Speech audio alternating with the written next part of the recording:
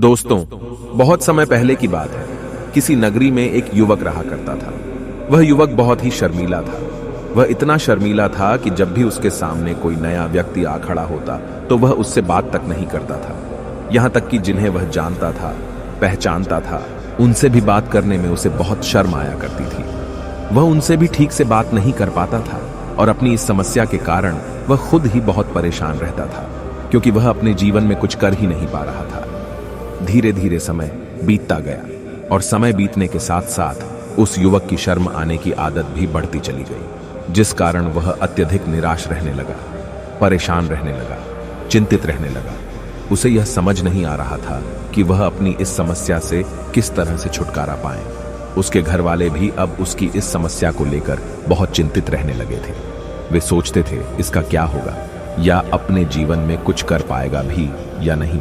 जब भी वह कहीं पर काम के लिए जाता तो लोग उसके इस सीधेपन का फायदा उठाते, उसे परेशान करते।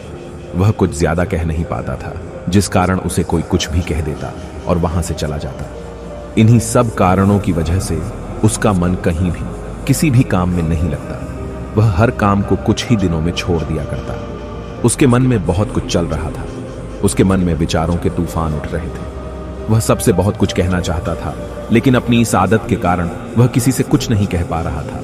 वह अंदर ही अंदर घुटता जा रहा था। सारे विचार, सारी बातें उसके मन में ही दबी पड़ी थी, लेकिन कभी भी वह किसी से भी अपने मन की बात नहीं बताता था। जब छोटा सा बच्चा था तब उसे लोग बहुत पसंद करते थे। उसकी इस आदत को भी लोग सराहते थे, लेकिन इसी आदत की वजह से जब वह बड़ा हो गया, युवा हो गया, तो इसी आदत के कारण उसे अपना जीवन जीने में भी अत्यधिक परेशानियां उठानी पड़ रही थी। और वह युवक भी अपनी इस गलती के कारण बहुत परेशान रहता। अपनी इस एक आदत से छुटकारा पाना चाहता था। वह चाहता था कि वह लोगों से अपने मन की बात खुलकर कह पाए। वह जो कुछ करना चाहता है, जो कुछ कहना चाहता है, वह सबसे वह खुलकर कह सके, कर सके। लेकिन जब भी कोई दूसरा उसके सामने आता तो उसकी जुबान मानो खुलती ही नहीं। यहां तक कि वह अपने माता पिता के सामने भी ठीक से बात नहीं कर पाता था। केवल उसके कुछ मित्र थे जिनसे वह अपने मन की बात कर पाता था। जब भी वह किसी बात का जवाब देता तो लोग उसकी हंसी उड़ाते, उसका मजाक बनाते। लोग कहते कि आज तो तेरे मुंह में भी जबान आ गई है। यह समस्या दिन ब दिन बढ़ती चली जा रही थी और इस समस्या के कारण अब उसके पिता भी अत्यधिक चिंतित रहने लगे थे। वह चाहते थे कि उनका बेटा भी दूसरों के सामने अपने मन की बात रख सके, लेकिन एक दिन जब अपने उस बेटे को दूसरों के सामने शर्मिंदा होता हुआ देख रहे थे, तभी उन्हें बहुत क्रोध आया और वह अपने बेटे को खरी खोटी सुनाने लगे। उन्होंने उसे इतना डांट दिया कि वह युवा लड़का अत्यधिक क्रोधित हो गया और वहां से बिना कुछ कहे वह वहां से चला गया। शाम हो चुकी थी और अब तक उनका बेटा घर नहीं लौटा था। माता और पिता दोनों बड़े ही चिंतित थे। वे अपने बेटे को वापस घर पर देखना चाहते थे, लेकिन युवा लड़का तो भागते भागते पहाड़ की चोटी पर जा पहुंचा था। वह वहां से नीचे की ओर झांक रहा था और ईश्वर से कह रहा था, हे भगवान, आपने मुझे ऐसा क्यों बनाया? लोग मेरा मजाक उड़ाते हैं, लोग मेरी हंसी उड़ाते हैं। जब मैं इस दुनिया में अपने मन की बात रख ही नहीं सकता, मैं किसी से कुछ कह ही नहीं सकता, तो फिर मैं इस जीवन को जीकर क्या करूंगा? जब भी मैं किसी से कुछ कहने की कोशिश करता हूं तो लोग मेरा मजाक बनाते हैं, मेरी हंसी उड़ाते हैं। यहां तक कि वह मुझसे कुछ भी कहकर चले जाते हैं और मैं उनका जवाब नहीं दे पाता। ऐसा जीवन जीकर मुझे क्या मिलेगा? इसलिए मैं तेरे पास आ रहा हूं। इतना कहकर जैसे ही वह युवक कूदने की तैयारी कर रहा था कि तभी पीछे से आवाज सुनाई पड़ी, बेटा, जान देना तो बहुत आसान है, लेकिन इस जान को तुम वापस नहीं पा सकोगे। जैसे ही यह आवाज उसके कानों में पड़ी, वह पीछे मुड़कर देखने लगा। उसने जैसे ही पीछे मुड़कर देखा, उसने पाया कि एक बौद्ध भिक्षु उसके पीछे खड़े हैं। उन्हें देखकर वह डर सा गया और अपने कदम पीछे खींच लिए और चुपचाप वहां पर खड़ा हो गया।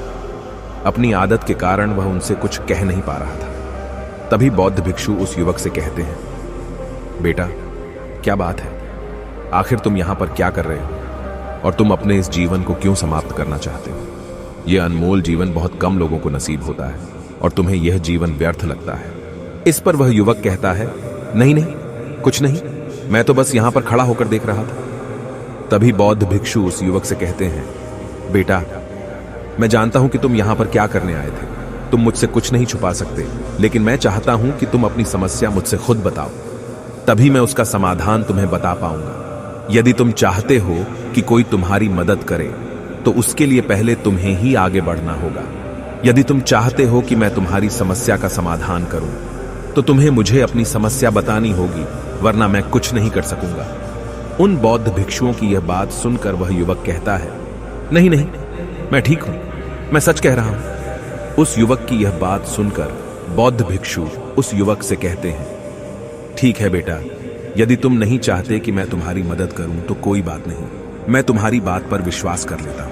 लेकिन तुम्हें भी मेरी एक बात पर विश्वास करना चाहिए कि मैं तुम्हारी मदद के लिए ही यहां पर आया हूं। तुम चाहो तो तुम अपनी समस्या मुझे बता सकते हो और मैं तुम्हारी इस समस्या का समाधान भी अवश्य करूंगा। इसका जवाब देते हुए युवक उन बौद्ध भिक्षु से कहता है, नहीं नहीं, मैं ठीक हूं, आप जाइए।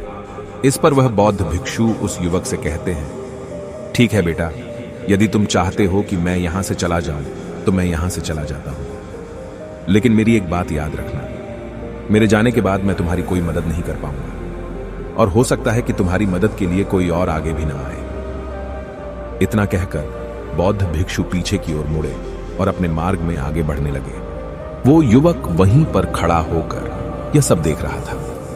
जैसे ही वह कुछ दूर पहुंचे, तभी उस युवक ने जोर से आवाज लगाई, हे गुरुदेव, मेरी समस्या बहुत बड़ी है, क्या आप उसका समाधान कर सकेंगे?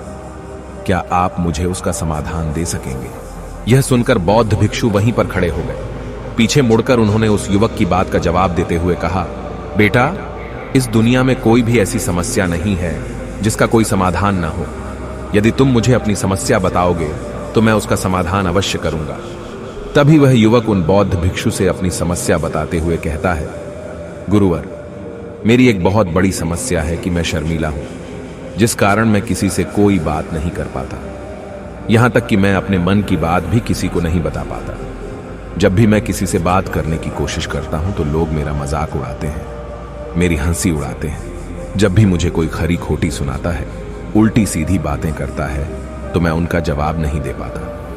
मैं लोगों की तरह चालाक बनना चाहता हूं, लोगों की तरह बातों का जवाब देना चाहता हूं, अपने मन की बात करना चाहता हूं। मैं इस दुनिया के साथ कदम से कदम मिलाकर आगे बढ़ना चाहता हूं। क्या इसका कोई समाधान है?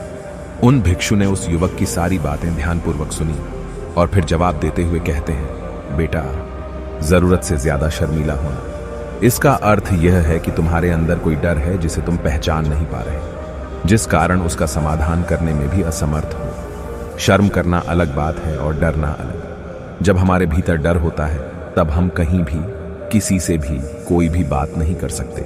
हमें चारों तरफ केवल डर ही नजर आता है और हम हर जगह से डरते ही रहते हैं, लेकिन इसे शर्माना नहीं कहते। शर्म तो बस एक हद तक तुम्हें चुप रख सकता है। फिर वह बौद्ध भिक्षु उस युवक से कहते हैं, बेटा, तुम सबसे अधिक किससे शर्माते हो? युवक इसका जवाब देते हुए कहता है, गुरुवर, मुझे अपने पिता से बात करने में बहुत शर्म आती है, मैं उनके सामने कुछ बोल ही नहीं पाता। तभी वह बौद्ध भिक्षु उस युवक से कहते हैं, अच्छा, तो यह बताओ, जब तुम अपने पिता से बात कर रहे होते हो या फिर बात करने का प्रयास करते हो तो तुम्हारे मन में कैसे ख्याल आते हैं? युवक इसका जवाब देते हुए कहता है, गुरुवर, जब भी मैं अपने पिता से बात करने का प्रयास करता हूं तो मुझे ऐसा लगता है कि मानो मेरे पिता अभी मुझे डांट देंगे, मुझ पर क्रोध करेंगे, मुझसे या नाराज हो जाएंगे, और कहीं ना कहीं मुझे यह भी लगता है कि मैं कुछ गलत बात ही करूंगा। यहां तक कि मेरे मन में ऐसे भी ख्याल आते हैं कि शायद मेरे पिता मुझसे प्यार ही नहीं करते।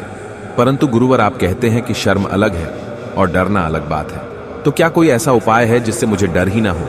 क्या कोई ऐसा रास्ता है जिससे मेरे अंदर का यह डर पूरी तरह से समाप्त हो जाए? कृपा करके मुझे इस समस्या का समाधान बताइए। मुझे अपने इस डर से बाहर निकलना है। मुझे लोगों की तरह अपने इस जीवन को खुलकर जीना है।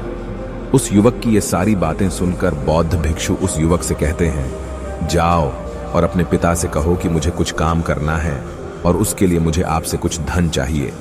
यदि तुम उनसे धन मांगने में कामयाब हो गए तो मैं तुम्हें तुम्हारी समस्या का समाधान अवश्य बताऊंगा। वह युवक काफी घबरा गया।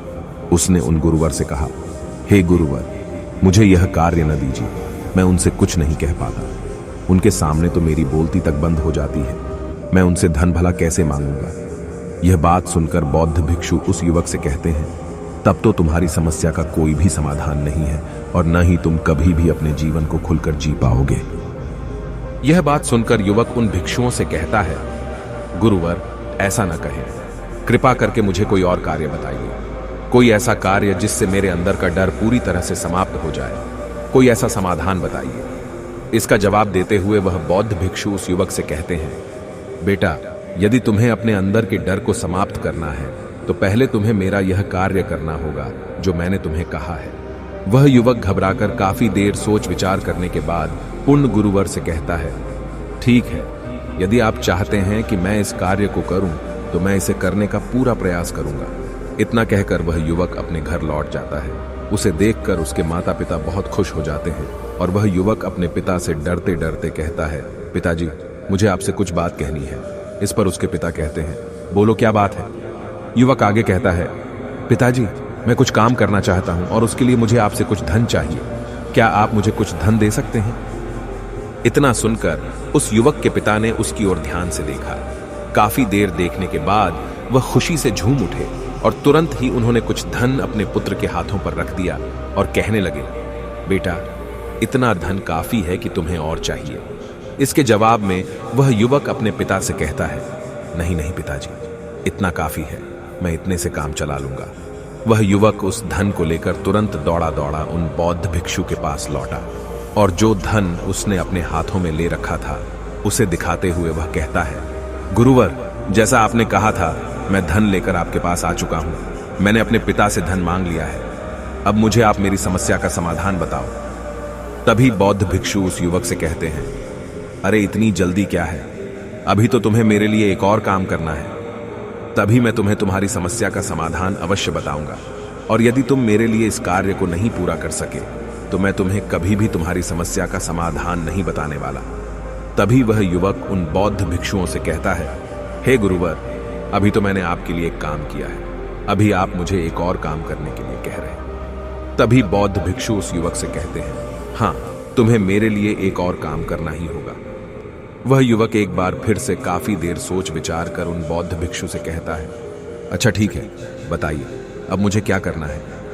इसके जवाब में बौद्ध भिक्षु उस युवक से कहते हैं, जाओ और यह धन जो तुमने अपने पिता से मांग कर लाया है, इस धन को वापस अपने पिता को लौटा दो और साथ साथ यह भी कहना कि पिताजी, मैं अभी काम नहीं करना चाहता, लेकिन जब समय आएगा तो मैं आपसे यह धन वापस ले लूंगा और उससे अपना काम पूरा करूंगा। यह बात सुनकर युवक एक बार फिर से ऊपर से नीचे तक पूरी तरह से कांप गया और कहने लगा, गुरुवर, आप मुझे कोई और काम सौंप दीजिए, मैं उसे जरूर करूंगा। लेकिन अब यदि मैं धन लेकर उनके पास वापस गया तो वह क्या सोचेंगे मेरे बारे में? मैं तो शर्मिंदा हो जाऊंगा उनके सामने। इसलिए गुरुवर, कृपया करके मुझे कोई और काम दे दे। तभी बौद्ध भिक्षु उस युवक से कहते हैं, बेटा, जो काम मैंने तुम्हें सौंपा है, तुम्हें उसी कार्य को पूरा करना होगा, अन्यथा तुम्हारी समस्या का समाधान मैं तुम्हें नहीं बताने वाला। काफी देर सोच विचार करने के बाद वह उन बौद्ध भिक्षु से कहता है, ठीक है गुरुवर, मैं वापस जाता हूं और यह धन लौटाकर मैं अभी आता हूं। वह तुरंत दौड़ा दौड़ा अपने पिता के पास वापस लौटा। उसने अपने पिता से कहा, पिताजी, मैं यह धन अभी नहीं लेना चाहता, अभी यह धन आप मुझसे वापस ले लीजिए। जब मुझे कोई काम पड़ेगा तो मैं आपसे यह धन वापस ले लूंगा। उसके पिता ने उस युवक की तरफ घूर घूर कर काफी देर तक देखा और फिर मुस्कुराते हुए कहने लगे, बेटा, मैं समझता हूं कि किसी भी काम को शुरू करने से पहले हमें उसके बारे में जानकारी इकट्ठा करनी चाहिए। उसके बारे में समझना जरूरी है। कब, क्या, कैसे और कब तक करना है, इसके बारे में भी हमें जानकारी लेनी जरूरी है। कोई भी काम ऐसे ही नहीं शुरू किया जा सकता। उसमें हम सफल होंगे या फिर नहीं, इसका भी अनुमान हमें लगाना पड़ता है। और जब हम इन सभी के बारे में सही जानकारी प्राप्त कर लेते हैं, तभी हमें धन लगाना चाहिए। मुझे बहुत खुशी है कि तुमने यह सही निर्णय लिया है। जब तुम्हें यह समझ में आ जाए कि जो कार्य तुम करने जा रहे हो वह तुम्हारे लिए उचित है, तब तुम चाहो तो मैं तुम्हें यह धन वापस लौटा दूंगा। युवक अपने पिता से यह सारी बातें सुनकर मन ही मन बहुत प्रसन्न था। उसने यह तो उम्मीद तक नहीं की थी कि उसके पिता हंसकर उसे इस तरह से सारी बातें समझाएंगे। वह मन ही मन यह सोच ही रहा था कि तभी उसके पिताजी उसके और करीब आए और अपनी उस युवा बेटे को गले से लगा लिया। जैसे ही उसके पिता ने उस युवक को गले से लगाया, उसको बहुत अच्छा महसूस हुआ। उसका आत्मविश्वास, उसका हौसला और बढ़ता गया। उसके बाद युवक वापस पुण्य गुरुवर के पास लौटा और कहने लगा, गुरुवर, जैसा आपने कहा था मैंने बिल्कुल वैसा ही किया है। मैंने धन अपने पिता को वापस कर दिया है। अब तो कृपया करके मुझे मेरी समस्या का समाधान बता दीजिए। तभी बौद्ध भिक्षु उस युवक की तरफ देखकर मुस्कुराते हैं और इस युवक से कहते हैं, बेटा, इतनी जल्दी क्या है? अभी तो तुम्हें मेरे लिए एक और काम करना ही पड़ेगा। वह युवक कहता है, महाराज, आप आखिर मुझसे बार बार इस तरह से काम क्यों करवा रहे हैं? क्या आपके पास मेरी समस्या का कोई समाधान नहीं है? कहीं आप मुझे बेवकूफ तो नहीं बना रहे? जिस तरह से लोग मुझे बेवकूफ बनाते हैं, क्या आप भी मेरे साथ वही तो नहीं कर रहे? आपने कहा, जाओ अपने पिता से पैसे मांग कर लाओ। मैंने पैसे मांग कर लाए। आपने फिर कहा, जाओ ये पैसे अपने पिता को लौटा कर आओ। मैंने आपके कहे अनुसार बिल्कुल वैसा ही किया और अब आप कह रहे हैं कि मैं आपके लिए एक और काम करूं। नहीं, ये मुझसे नहीं होगा। तभी बौद्ध भिक्षु उस युवक की तरफ देखकर मुस्कुराते हैं और कहते हैं, बेटा, बस यह आखिरी काम है और यह बहुत सरल भी है। तुम जैसे ही इस कार्य को पूरा करोगे, मैं तुम्हें वचन देता हूं कि मैं तुम्हारी समस्या का समाधान तुम्हें अवश्य बताऊंगा। इस पर वह युवक फिर से एक बार सोच विचार करता है और उन बौद्ध भिक्षु से कहता है, ठीक है, लेकिन यह आखिरी काम जो मैं आपके लिए करूंगा, बताइए मुझे क्या करना है। तभी बौद्ध भिक्षु एक मूर्ति निकालकर उस युवक के हाथ में थमा देते हैं। वह मूर्ति दिखने में बहुत ही साधारण सी थी, लेकिन वह बौद्ध भिक्षु उस युवक से कहते हैं, बेटा, तुम्हें इसे बाजार में ले जाना है, इसे बेचना है और इसके बदले में तुम्हें 100 सोने के सिक्के लेकर आने हैं। जब तुम यह करने में सफल हो जाओगे, तभी मैं तुम्हें तुम्हारी समस्या का समाधान तुम्हें बता पाऊंगा। वह युवक उस मूर्ति को अपने हाथ में लेकर बड़े ही गौर से देखता है और उन बौद्ध भिक्षुओं से कहता है, हे गुरुवर, यह तो बड़ी ही साधारण सी मूर्ति लग रही है, मानो मिट्टी की बनाई गई हो। इसके लिए भला 100 सोने के सिक्के मुझे कौन देगा? कहीं आपका माथा फिर तो नहीं गया है? इसके 1 या 2 सोने के सिक्के मिल जाए वही बहुत है, लेकिन इसके लिए 100 सोने के सिक्के कोई नहीं देगा। तभी बौद्ध भिक्षु उस युवक से कहते हैं, बेटा, मैंने जो तुम्हें काम सौंपा है, यदि तुम उसे पूरा करोगे तभी तुम्हें तुम्हारी समस्या का समाधान मिल पाएगा, अन्यथा तुम चाहो तो अपने घर लौट सकते हो, फिर से वही अपने पुराने जीवन में, जहां लोग तुम्हारा मजाक बनाते हैं, लोग तुम्हें डराते हैं, सताते हैं। मैं तुम्हें यहां अपने डर को निकलने में तुम्हारी मदद कर रहा हूं। तुम मेरे यह काम करके अपने डर को धीरे धीरे भगा पाओगे। मेरे इस काम को पूरा कर दो, तुम्हें सब समझ आ जाएगा। वह युवक उन बौद्ध भिक्षुओं की बात सुनकर मन ही मन यह विचार करता है कि मुझे तो मेरी समस्या का समाधान किसी भी हालत में चाहिए, जिस कारण वह उस मूर्ति को उठाकर बाजार की ओर चल पड़ता है। बाजार पहुंचकर वह एक जगह चुपचाप उस मूर्ति को लेकर खड़ा हो जाता है और इंतजार करने लगता है कि कोई आएगा और उसे उस मूर्ति के बारे में पूछेगा, और तब वह उस मूर्ति के लिए 100 सोने के सिक्के की मांग करेगा। देखते ही देखते काफी समय बीत गया, लेकिन अभी तक उसके पास कोई भी व्यक्ति नहीं आया था। उसने आसपास देखा तो लोग चिल्ला चिल्ला कर अपने सामानों को बेच रहे थे, जोर जोर से आवाज लगा रहे थे। उसने भी सोचा, यदि मुझे अपनी इस मूर्ति को बेचना है तो मुझे भी जोर जोर से आवाज लगानी होगी। उस युवक ने चिल्लाना शुरू किया, लेकिन वह इतनी जोर से नहीं चिल्ला पा रहा था। उसकी आवाज उसे खुद तक सुनाई नहीं पड़ रही थी, तो भला उसकी आवाज को दूसरे कैसे सुनते, जिस कारण उसे कोई भी व्यक्ति खरीदने के लिए तैयार नहीं था। धीरे धीरे शाम का समय हो चुका था और उस व्यक्ति को यह डर था कि कहीं वह बौद्ध भिक्षु वहां से कहीं चला न जाए, अन्यथा उसे उसकी समस्या का समाधान कौन देगा। यह सोचकर उसने जोर जोर से आवाज लगानी शुरू की कि 100 सोने के सिक्के में यह मूर्ति ले लो। उसकी आवाज सुनकर लोग उसके पास आने लगे और उससे यह सवाल करने लगे, इस मूर्ति में ऐसा क्या है जो तुम इसके लिए 100 सोने के सिक्कों मांग रहे हो? इसके अंदर ऐसा कुछ तो खास होगा ही। युवक काफी देर सोच विचार कर उस युवक से कहता है, नहीं नहीं, मुझे कुछ नहीं पता, मैं तो बस यह मूर्ति यहां पर बेचने आया हूं। तभी उसमें से एक युवक उस युवक से कहता है, अगर ऐसी बात है तो इस मूर्ति को कोई नहीं खरीदने वाला। आखिर इस मूर्ति में ऐसा क्या खास है जिसके लिए तुम सोने के सिक्के की मांग कर रहे हो? यह तो तुम्हें बताना ही पड़ेगा। धीरे धीरे कई लोग उसके पास आए और सभी ने बस एक ही सवाल किया, आखिर इस मूर्ति में ऐसा क्या खास है, ऐसी क्या बात है जिसके लिए तुम सोने के सिक्के की मांग कर रहे हो? उस युवक ने से बातचीत की, उन्हें समझाने की कोशिश की, कई प्रयत्न किए, लेकिन कोई भी उस मूर्ति को 100 सोने के सिक्के देकर खरीदने के लिए तैयार नहीं था। वह निराश हो गया। उसे कुछ समझ नहीं आ रहा था कि वह क्या करे। तभी बाजार में उसने देखा कि कुछ लोग अपने सामानों की खासियत बता रहे हैं। उसे बेचने के लिए उसकी खास बातों के बारे में लोगों को समझा रहे हैं। यह देखकर उसने भी सोचा कि मुझे भी इस मूर्ति की कुछ खासियत लोगों को बतानी होगी। उसने फिर एक बार जोर जोर से आवाज लगानी शुरू की। समस्या का समाधान निकालने वाली मेरी गुरु की इकलौती मूर्ति, जो इस दुनिया में केवल एक ही है जिसके पास भी यह मूर्ति होगी, उसके घर में कोई समस्या नहीं होगी। यह मूर्ति उस समस्या का समाधान तुम्हें अवश्य बताएगी। यह सुनकर लोग उसके पास पहुंचने लगे और उसे यह सवाल करने लगे, क्या सच में यह मूर्ति जिसके पास होगी उसके पास कोई समस्या नहीं होगी? क्या सच में यह सभी समस्याओं का समाधान करती है?